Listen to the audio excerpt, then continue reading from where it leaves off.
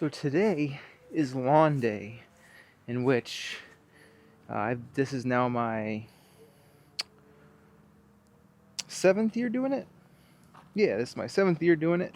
Not just at this house, at my old house too. But this year's a little bit different because I want to get it done in 2 hours. Luckily, I've sort of split this up. I did the other side of the side yard was about 600 square feet. It'll be 3 weeks ago tomorrow. So I just got to focus on this 1,500 square foot section today. And so I'm not going to do a lot of time talking to the camera because then I won't get it done. But just to sort of walk you through what has happened over the last few days. So, a few days ago, I scalped the yard.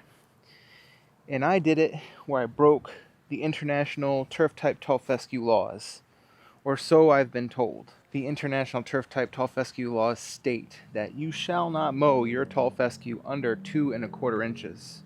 Well, phooey with those laws because I went ahead and mowed it under 2 inches. And guess what?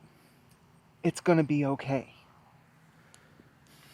Now, yes, while grass can tend to be temperamental, it can get disease and gets too hot, it starts to wilt a little bit, and you got to baby it. But the good thing is that it's grass, and grass bounces back. And I think older cultivars of turf type tall fescue struggle at below 2 inches, but newer cultivars are just fine. Like, I think they're going to be okay, especially because I'm scalping it to do an aeration and overseed. So it's going the existing lawn is going to get tons of water for the next 3 weeks. It's going to get fertilizer every 3 weeks for the next month or so, or next couple months. And then it is not going to get mowed for a while, and it's not going to get stepped on for a while. So it's going to be babied for several weeks. So it will be perfectly fine to mow it that short. And then after I did that, I went ahead and dethatched everything, which I released a short about that using the new Ego dethatcher. Check that short out. And then yesterday, I refixed my tire ruts that I had fixed supposedly this spring. So this spring, I had 2 tire ruts right here left over from Christmas, where I had a friend come over with a cherry picker to help me put lights up, and then it just put 2 giant trench, tire tracks in my front yard. And so this spring, I tried to fix it by removing the grass from those ruts, putting dirt in, and putting the sod back, or the grass back. Well, you're supposed to account for compaction and settling. I I overestimated that, or underestimated that. I don't know. But there was very minimal settling that took on, so I now, instead of having 2 ruts, I had these 2 mounds. And so I did my best to take the turf back off, take out a bunch of dirt, put the turf back, and it left kind of a mess. And I still didn't do it quite right. I removed too much dirt in some areas, so now I have my gorilla cart full of dirt, and I'm going to be fixing that. And then I have the aerator back there, and then I'm going to aerate everything other than that area, because that area is already damaged enough as it is, and I don't need to worry about it. I'm going to aerate the rest of this yard. About 2 passes is what I'm aiming for. And then I'm going to seed, and the seed I'm using is from DIY by My Soil. It's what I used on the side yard over there, and I'm really liking the results over there, so we're going to go with it here. I'm going to put down my fertilizer, which is, as always, it's the Green County fertilizer. Next line of products, Green Pop to be specific. I've always had great success with that. And with that mix, I'm going to put in tenacity or mesotrione as a pre and post emergent. And then I'm going to put down peat moss. And I want to talk about peat moss for a second.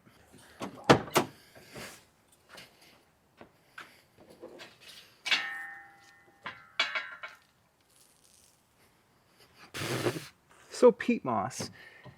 I have gone back and forth on using peat moss with my overseed projects. I'm going to say this, it is very pricey to use peat moss. So I bought these 4 bags of peat moss and 3 bags of composted manure, because I'm going to top dress a little bit with this. But all of this was over $80. And so but with peat moss, I've noticed that when I put peat moss down, I have way better germination, or I should say faster germination, than areas that don't have peat moss. And that doesn't mean, well, those areas washed away or those areas, the seed is gone. No, it's just something about peat moss, and I've not used straw, so I can't speak to the effectiveness of straw. And my shirt is really getting things overblown, but that's okay. But for some reason, areas that have peat moss always germinate first and establish quicker than areas that don't. Now, those areas everything ends up catching up at the end. It's just for whatever reason, this stuff works better. Like on my side yard here, I released a short about it. In around just shy of 5 days, I saw my first germination, and it was mainly in areas that had peat moss. The areas that didn't were like 2 days behind before anything germinated. So I don't know what it is about peat moss, but it makes it work. But I only bought 4 bales of peat moss because I am not peat mossing my entire yard. That's ridiculously expensive. So I'm only going to put peat moss down in the barest of areas. So sort of like this corner of the yard here, that back corner there. There's an area sort of running back there. We'll get a little bit of peat moss. And then I'll just go wherever the 4 bales take me. But those 3 areas are for sure going to get the most peat moss. And then, yeah, after peat moss, it's just water for a few weeks. So I always look forward to this day. It's one of my favorite lawn days of the year, even though you do a lot of damage to your yard. But short-term damage leads to long-term success. And I love doing this so much that I ask, family, hey, do you need your lawn aerated or something? The aerator kicks my butt every year. Or do you need me to do your seeding or something? And so even tomorrow, I'm gonna go to my father-in-law's house because he's out of town. He's like, can you do it at my house? Heck yeah, I can do it at your house, Pops. That's not what we call him. We call him Tony, but still. Anyway, so I need to stop talking because I need to get this done. I may do voiceovers if I need to go into any specifics or anything, but I really need to start to work because daylight is now shorter and it's going to constantly get shorter. So I need to get some dirt down here, level this out, and then aerate. I think the good news is I don't have to put a whole lot here. And I gotta decide, do I want to fix this or not? It's still a little bit raised here, but it's not so bad. I could bring everything up to this level. I think that's okay. Maybe remove this again.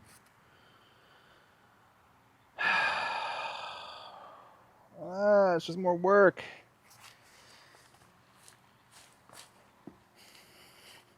And my timing changed because this was supposed to be a tomorrow. I was going to do this all tomorrow. But then my brother-in-law, who I rented the aerator with, he's like, I can't do it in the morning. Or he's like, he was going to do it tonight. And he's like, I can't do it tonight. Got a few other things I got to get done first. So do you mind doing it tonight if you can? And so,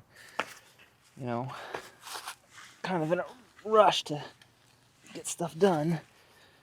So yeah, it's okay though. Run the sprinkler, but because I'm kind of having to call an audible here, I haven't had a chance to run the sprinkler, so I'm worried about, excuse me, that was embarrassing. I'm worried about pulling a good core when I do this, although this stuff is still pretty easy from water. It did get a full cycle this morning, which is about an hour, so I'm hoping, because it's also not been terribly hot. We were in the mid 80s today. I'm hoping that that's good enough and doesn't cause any problems. All right, let's clean up some of that. Because I'm gonna level that anyway, just throw it over there. Reduce, reuse, recycle, children. Life would be so much easier if I had my own sod cutter. That'd be cool. Because then I don't have to worry about this at all. So I just pull out the sod cutter.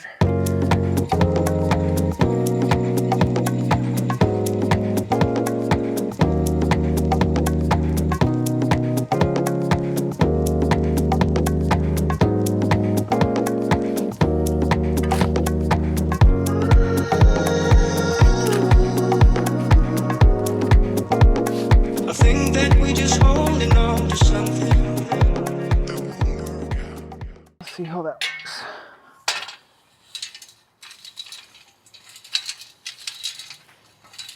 Man, having a nice big leveling tool really makes life easier.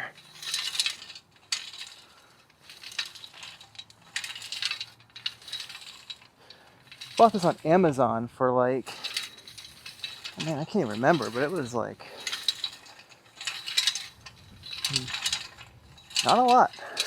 I wish I remember the number off the top of my head. Got this bag of manure. It's not black cow.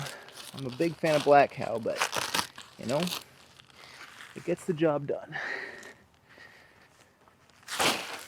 If you use this stuff, your grass will be green. So green. Some of the big clumps I see, break them up. Put one here. Oh, there's another big clump.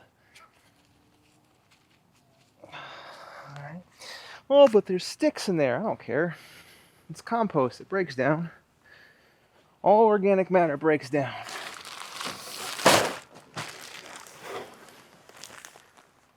Common thing I see is people online, oh, don't put compost down, or don't put bags of topsoil that you get from Lowe's because it has sticks in it. Well, yeah, it's compost. It's gonna have sticks. And it's fine. It can have a little bit of sticks. And if you notice huge sticks, you just pick them up and throw them away. Put them in your own compost and break them down even more, but you know, it's fine. It all goes back to Mother Earth. So I gotta be careful because this is how it's easy that I can build mounds back up, and I don't want to build mounds again. I want to have I want to at least be level with each other and not two mounds with a valley like I had all year long.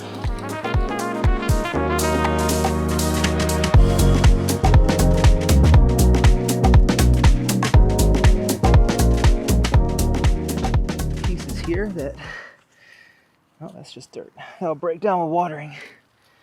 Let's make sure there's no rocks. It's all just big chunks of dirt. Yep.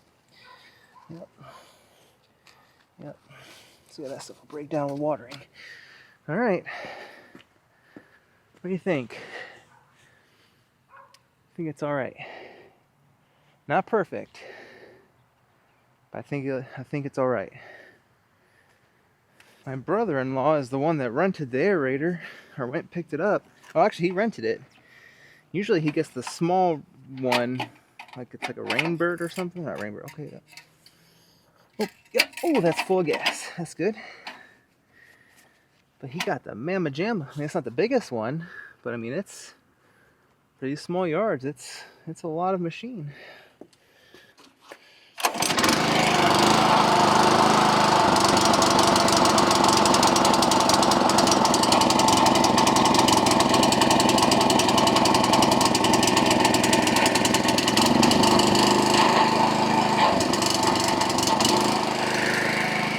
Here we go. So the goal is we're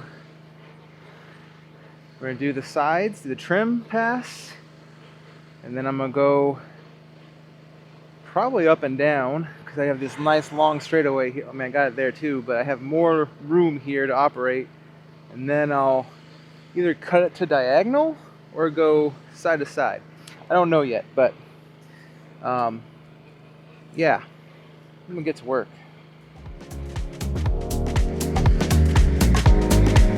Alright, so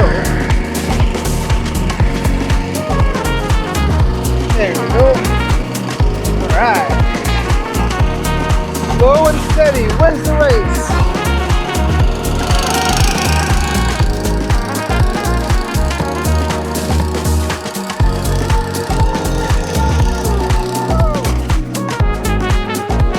I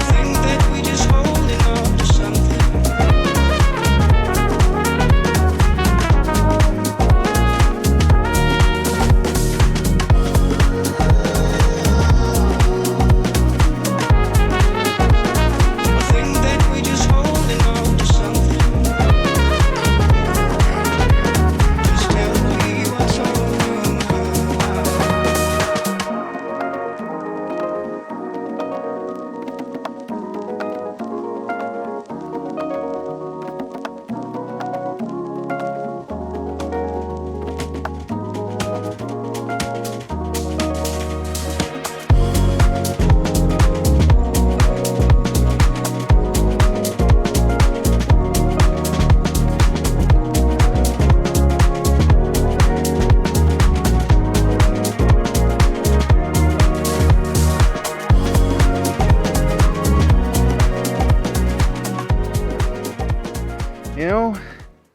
I did pretty good. Not the best aeration I've ever done, but I feel like I got a lot of good cores out. The important also thing is not just the amount of cores, it's the quality of the cores. There we go, here's one. Well, broke, but this is one core that's broken up, but it's just one core. So that's about, 3 inches, 2.5, 3 inches. It's about what you want. They say about the hole, or you want your thumb to be able to fit into it. As much of your thumb as possible into the hole that's left behind. Oh, here's a good one, right here. So, thumb, a little bit shorter than my thumb.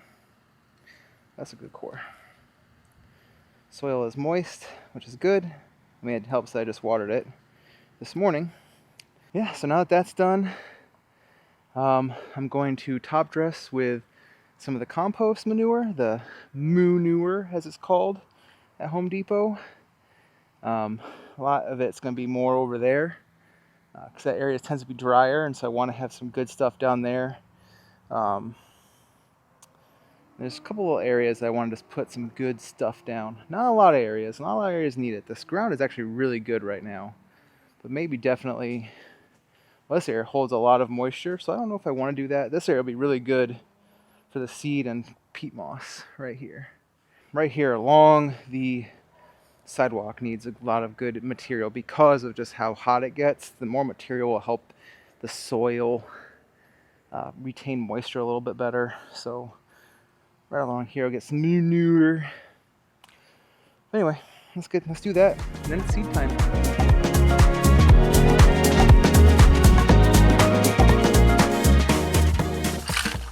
So yeah, like I said, just roughing this area up a little bit. It's just, otherwise the seed is gonna hit, like it can get in these holes, the aerator holes, which is great, but then it's just gonna land on this. It's wet, so it's not the end of the world, but it's just gonna land on there, and I'm gonna cover it with peat moss, but still, I'd rather have a decent bed for the seed to sort of rest in.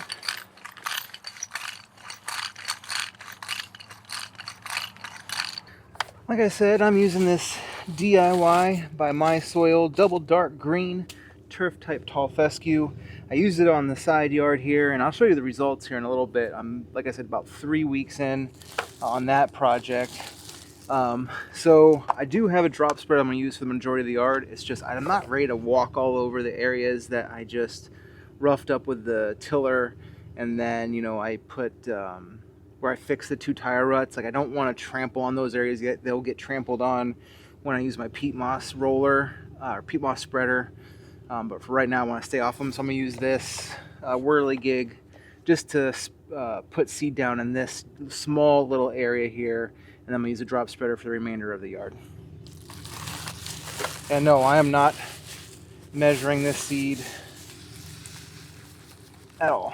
I'm just going to eyeball it, put it at a 3 setting on the whirligig, spread it until I think it looks like I've done this. Like I said, this is my 7th year, so I have a pretty good idea of what it should look like for just a good, that area needs a little more seed than the rest of the yard, so I know what a good heavy seed is, because you don't want to over compact it, or I'm sorry, over compete the ground, or over compete the seed, excuse me.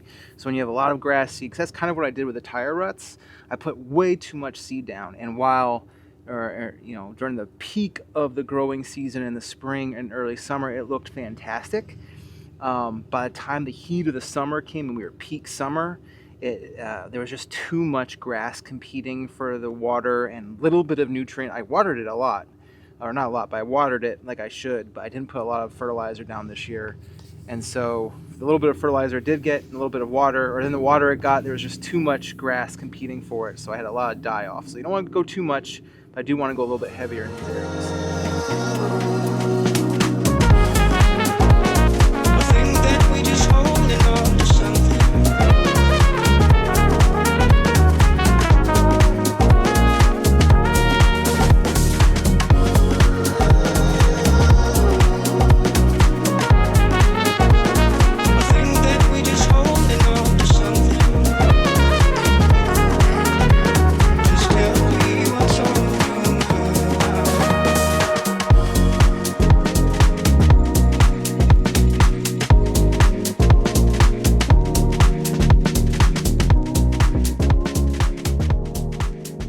in areas like that, like that's going to be pretty good. Maybe a little bit heavier, may need to do a little heavier there. But I mean, just going, when you're passing back and forth through the lawn, I'm always looking down to just see how things are going. But like right there, that looks pretty good. So yeah, and I mean, I used to go real heavy because I mean, Alan Haynes said seed was cheap, so throw her down. And while that's true overall in like a larger picture, like I said, when you go too heavy sometimes, you know, things just get, it just gets a little bit, you get competition in the seed and it's caused die off and stuff. So if I go a little bit lighter, you know, and then just keep up with stuff. That's been my biggest problem this year is I just didn't keep up with anything. I didn't put out enough fertilizer. I did like 2 applications. One was like malorganite, not that long ago. I've made a video about it. And I did like a spring seeding or a spring seed or a spring fertilizer application, and that was it. So I just didn't keep up with anything. So if I keep up with it, and even if it's a lighter seed, there's so much good grass here. Like there's not a lot of weeds. Like I'll have some clover. I deal with that every year, and I just got to treat it first thing. As soon as I see clover, get to it. Don't let clover get bad. If I can stay on top of stuff, things don't get out of control. But anyway, that's it for seeding. Now it's going to be fertilizing. Now I'm going to fertilize. Now I'm going to fertilize with 16-21-2 green pop with 3 ounces of RGS in there. That's root growth stimulant. I'm also going to put tenacity, or I have a generic. I have mesotrione. I'm going to spike in there as well as a pre and post emergent. And then it's peat moss, and then it's done. Because it's not even 8 o'clock and it's already getting dark. It's the bad part about this time of year. It's great for the grass. Like the fescue loves it. But it's just don't have enough time in the day anymore. There's not enough daylight hours. So this is 16 ounces per 1,000 of green pop, 3 ounces per 1,000 of RGS, and then 1 teaspoon per 1,000 of mesotrione. We've worked hard today. Can I interest you in a fish taco? Got a Gordon's fish fillet here, got a little bit of cabbage slaw, and some of this creamy crunch dip supreme sauce. Oh, it's good. You've earned it. You know, I'll even give you the adult plate. Oh, do you mind if I pray over dinner real quick? Dear Lord, I know it's late for dinner, but I thank you for allowing me the opportunity to do something I enjoy doing, which is taking care of the lawn. Thank you for allowing me to share this with the people of the internet. And I pray that even though we all, you know, we may differ on the way we do lawn care or the products we use or the different strategies, but we all share the commonality that we enjoy working in the lawn, God. Be with my overseed that I just did. Help everything go well, that the grass grows really nicely, and it's just a sense of something to enjoy, not just for me, but for the family. And I pray for everything going on in the country, God. Just give us peace, Lord. Help people find something that gives them joy so everyone can just have a little bit of peace, God, which is something you can provide. In your name, amen. Thank you all for watching. So the battery died while filming, but now we are 2 days. So I did this Friday night. It is now Sunday night, so it's been almost 48 hours. It's been getting water 3 times a day. Back there, another one over there. I'm gonna move those sprinklers though. I'm gonna put them over to the side of the property, and they're just gonna kind of go side to side. But 48 hours. What is that? Is this just a big piece of? Oh, okay. And so the grass seed with the DIY by My Soil on the side yard over there, which I'll show you update in a second, I got germination in between 4 to 5 days. So I'm guessing like Tuesday or Wednesday, I should start to see some grass growing, especially in areas that have peat moss, because that's, like I said, I always get first germination in peat moss areas. But yeah, it's one of those things where the lawn doesn't look good now, but it's gonna look good real soon. You know what I mean? So like right now it looks gross. You know, it's scalped, so you're seeing a lot of yellow.